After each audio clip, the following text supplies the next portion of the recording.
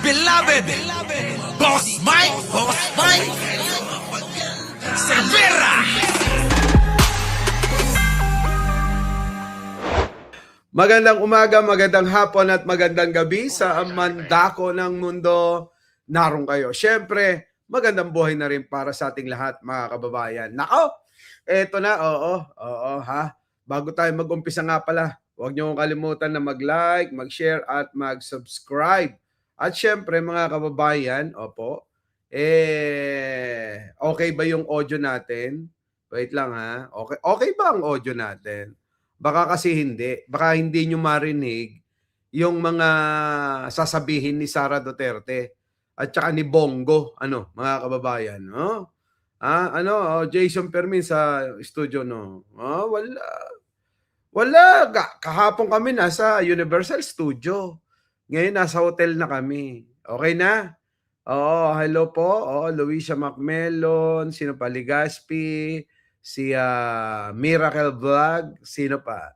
Si Annalisa Uso, si Len De Los Santos at si Luisa Macmelon. Okay. Catherine Galpo, ang pogi po ng audio po. Talaga ba? Audio lang? Mayeta Gati, Lydia Buencamino, si Dayan Asuncion, ayan, Josephine Mauricio, Nelson Tulin, Roel Salas, at sa inyo pong lahat, mga kababayan ko. Ito kasi, mga kababayan ko, itong si Sara Duterte, ang lakas ng loob magsabi na kulang daw si Pangulong Bongbong Marcos sa kanyang mga ginagawa o pamamaraan sa pagpapatakbo ng bansa, mga kababayan ko. Sabi nga nila, who's talking? Galing pa talaga sa kanya mismo, mga kababayan, kay Sara. Na akala mo naman, maraming maipagmamalaki at may maipapakita na proyekto na nagawa, mga kababayan ko. Wala naman ho eh. Di po ba? Walang proyekto na nagawang pwedeng ipagmalaki si Sara Duterte. Pero kung makatira siya kay Pangulong Bongbong, akala mo daig na daig. Di ba? So eto na, mga kababayan ko.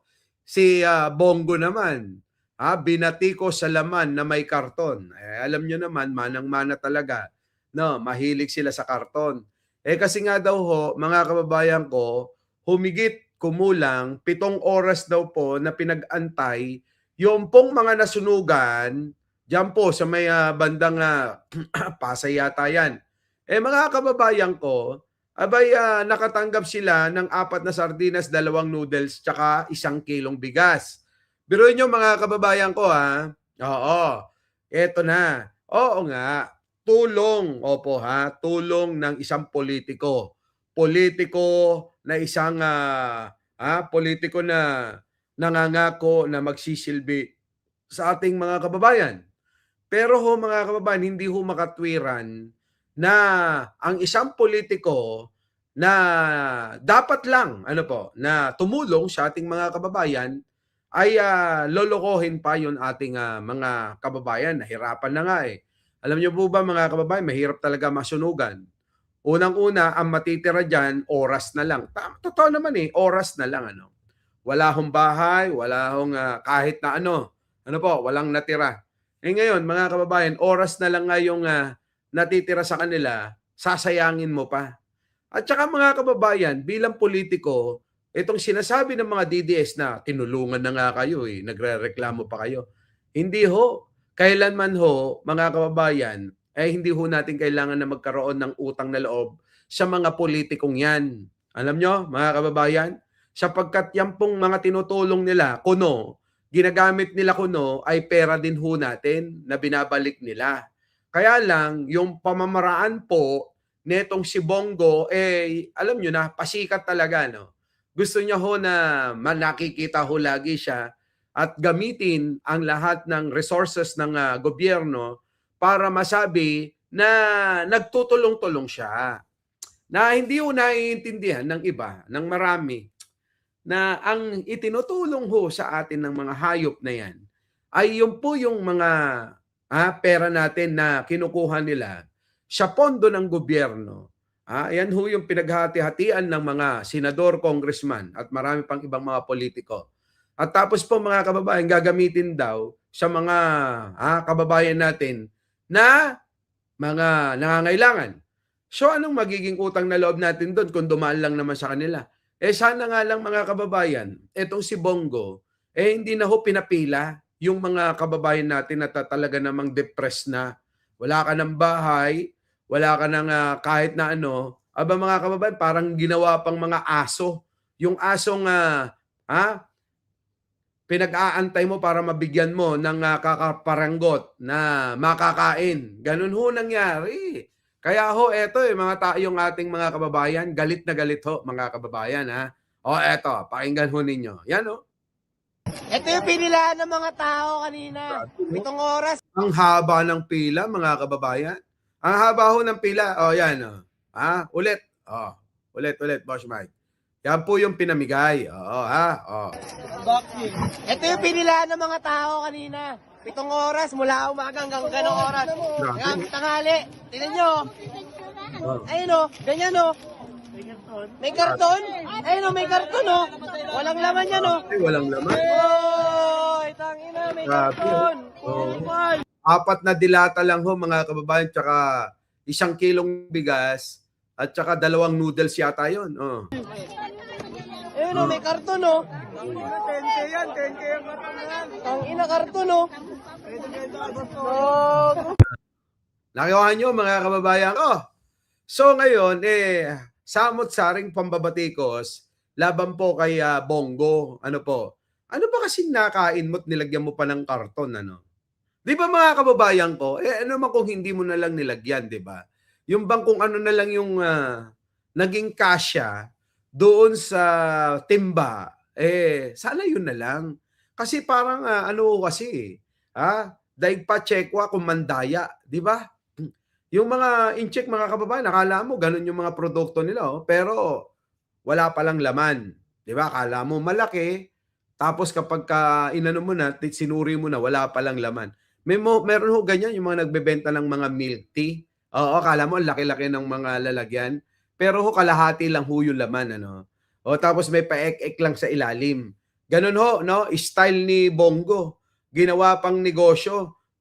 Mala negosyo po itong mga ganitong mga gawain.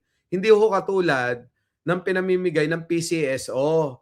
Bukod sa malaki, puno, mga kababayan ko. Malaki ho yung charity timba ng PCSO. Yun, yung gano'n, yung parang timba talaga na hindi mo halos mabuhat kung punong-puno ng tubig. Hindi ho katulad nito, maliit na nga ho yung timba na kulay itim na binili po o pinagawa niya yata siguro sa isang pabrika. Itong kulay itim, mumurahin ho na timbayan di po ba? Tapos po, ampaw, tama ka, Catherine Galpo, ano? Tapos po, mga kababayan ko, ang laman, wala ring kwenta. Kung susumahin nyo ho yan, mga kababayan, siguro wala pang wala pang 300. Hindi ho aabot ng 300 yan Para, mga kababayan, sabihin mo na siguro 200. Yon, sakto. 200 lang siguro yung budget. Opo, siguro 250, 220 ganun, 250, halagang 250 yan, tama si John, mga kababayan ko, para papilahin mo ng napakahaba ng 7 oras yung mga kababayan natin, mga kababayan ko, hindi ho makatarungan. 'Di ba? Hindi ho makatarungan Yung gano'n papipilahin mo sa halagang 250, papipilahin mo talaga yung mga kababayan natin na nasunugan na at syempre mga depressed at mga maiinit ang ulo niyan. Tapos ganyan lang yung ibibigay mo. Tinamaan ka talaga ng lintik, siguro kahit si Luisa Macmelo na nga bigyan niya, at si Iris Joy Ramirez. Di ba? Sigurado, iinit din ang ulo ni Nelson Tulin Kung yan lang, sa haba ng pila na gagapangin mo para ikaw ay makakuha ng ganyan, no? Oo, isang timbang maliit, laman, 1 kilong bigas, 4 na dilata, 2 noodles. Wala stick, mga kababayan ko, ewan ko na lang. So, abot-abot ho talaga ito, ha. Nagba-viral ho sa social media at talaga ng maraming mga vlogger nakapagbigay ng reaction dito para po, mga kababayan, tuligsain. Oo. Pero, pakinggan natin si Bongo, ha? Nung nakaraan may sinasabi to eto na. Ang ayuda po, Hmm. alam nyo, tinatawag po yan na AIX, Ah. Assistance in Crisis Situation. Ah. Dapat po walang magsasamantala dyan. Kita nyo, sabi ni Bongo, wag daw magsasamantala. Pero etong si kamukha ni Jack Ma, anong ginawa mo sa mga kababayan natin? Hindi ba yung pagsasamantala? May masabi lang na kunyari, namigay ka, pero pinahirapan mo sila? Ano tawag ho doon, mga kababayan? Sinasabi nito, wag daw magsamantala Pero siya yung nangunguna na nagsasamantala.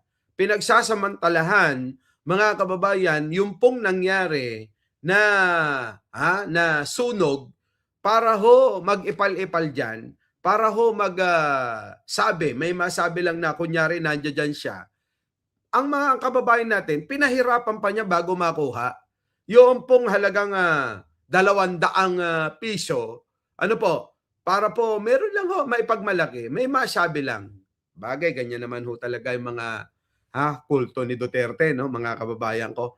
Singit lang ng singit. Oo, kung saan masikip, mga kababayan, parang ratbo na doon nagpipilit, na magsisiksik. Ganyan ho ito Tingnan niyo yung mukha. Mukha ng ratbo, mga kababayan, ano? Oo.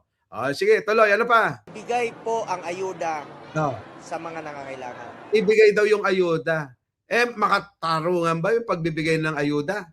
Ikaw, paano mo ba binigay yung ayuda? Kung gusto mo lang talagang tumulong, sana dinaan mo na lang sa LGU para hindi na nauwi sa mga kababayan, sa ganyang kaguluhan na ibinilad mo yung taong bayan, matanda, bata, nakabilad sa initan. Sa halagang 250 lang, mga kababayan.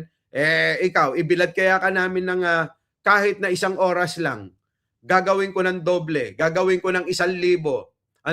Ibilid lang natin tong mukha nitong hayop na to. Mga kababayan, payag kaya siya? Ibibilad ko siya ng 1 oras sa halagang 1,000 ho, mga kababayan ko. Sa gitna ng tirik na araw. O, kita nyo ho? Pero yung pinamigay niya, 200 na nga lang ang halaga. Bata, matanda, pinapila niya. Hindi na lang kako, binigay na lang sa LGU. O kaya sa kapitan, na siya na lang namahala para sa pamimigay niyan. Hindi ho Nagbida-bida ho si Bongo, mga kababayan ko. O, kita nyo? Pero may gana pa siya. Parang si Sara. Siya pa yung may gana na manita ng iba sa mga ginagawa nila na pamamaraan sa pagbibigay ng ayuda. Pero yung pagbibigay niya, mga kababayan ko, kung inyong titignan, iisiping maigi, mga kababayan ko, hindi ho makatarungan Yung pong papipilahin mo, ibibidyo mo, ipakikita mo, yung video na yon na ikaw tumulong, sigurado ho yan gagamitin na propaganda. Saan? Sa mga paparating na kampanyahan. Eto na si Bongo, namimigay ng tulong sa mga tao, mga ganun Gagawa nila ng jingle kasama ho yung mga pamimigay na yan. Di po ba? Oo, sabi rito ni Iris Joy. Oo, kawawa yung mga matatanda na pumila. Taas ganyan lang pala ang halaga ibibigay, yun na nga. Sana mga kababayan, kung papilahin mo ng ganyan, at least mga 10,000 ang halaga, okay na yan Di po ba? Kahit na 7 oras, okay na. Merong mapapala sila sa 10,000, marami na silang mabibili. Oo, marami na hong magagawa. Pwede ka nang bumili ng pansamantala na tent na po pwede mong tulugan. Yung binigay nito, pinapila sa kainitan, sa gitna ng tirik na araw, mga kababayan ko, tapos ang halaga, 200 lang. Anong klase ho yun, mga kababayan? Di ba? Sige, tuloy. Hindi nyo yan pera. Pera ng gobyerno yan. Ibalik po sa kanila. Kita nyo, sa kanya galing Hindi mo pera yung pinamigay mo, pinahirapan mo yung tao, pisot. Di ba? Hindi mo pera yun. Pero pinahirapan mo yung taong bayan, ha? Ibinilad mo sa sobrang init ng sikat ng araw sa halagang 200. Eh kung binigay mo na nga lang, sabi ko kay Kapitan, at bahala na siyang mamudmod para may trabaho naman yung mga yan. Eh hindi ho ganun yung nangyari. Ang ginawa ho niya, pinahirapan niya yung taong bayan, pinapila sa tirik na tirik, nakatanghalian, tirik na araw. Yun, mga kababayan. Tapos, ang ending, eto lang ho. Ito yung pinilaan ng mga tao kanina. 7 oras mula umaga hanggang ganong oras. 7 oras mula umaga hanggang, ayan, ganong oras. Ayan ho, yan Hanggang tanghali. Tingnan nyo. Noodle. Ayun, ganyan 1 kilong May bigas. karton. Ayun may karton 5 Walang dulap laman pa. yan Tapos wala na ho, mga kababayan ko. Eh, pagka tinignan mo, isip mo puno talaga. Pero mga kababayan, ayan, kita nyo naman, 5 sardinas na dilata at mga karton. Oo, yung kalahati ho, karton. Oy, tangina, may karton. Kupal. Diba? Ayun may karton 10K yan, 10K yung karton yan. Tangina, karton Diba? So yan ho yung nangyari. Kaya ho ngayon, binabati ko si Bongo. Nako, mga kababayan ko. Yan pa naman yung mga magagaling magsalita na akala mo'y talagang totoo na makabayan. Katulad ho ni Sara Duterte. Our beloved Boss Mike